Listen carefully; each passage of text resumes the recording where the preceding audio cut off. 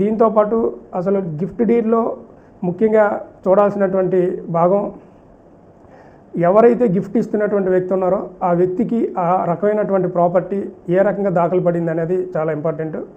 ఆ ప్రాపర్టీ అతనికి లేదా ఆమెకి తన స్వార్జితమా లేదా అనే విషయాన్ని స్పష్టంగా తెలియాలి.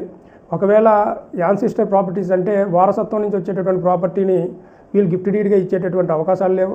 అలాంటప్పుడు మీరు చాలా జాగ్రత్తగా రిజిస్ట్రేషన్ చేసేటప్పుడు అసలు ఈ చేస్తున్నటువంటి ఈ ఇమ్మూవబుల్ ప్రాపర్టీలు అంటే ల్యాండ్స్కి సంబంధించి కానీ, ప్లాట్స్కి సంబంధించి కానీ, ఇతరత్ర పొలాలు వీటికి సంబంధించి ఏవైనా కూడా రిజిస్ట్రేషన్ చేసేటప్పుడు ఎవరైతే గిఫ్ట్ డీడ్ చేస్తున్నారో అసలు ఆ వ్యక్తికి ఆ ప్రాపర్టీ మీద పూర్తి స్థాయి అధికారాలు ఉన్నాయా లేవా అనేది మీరు తెలుసుకోవాలి.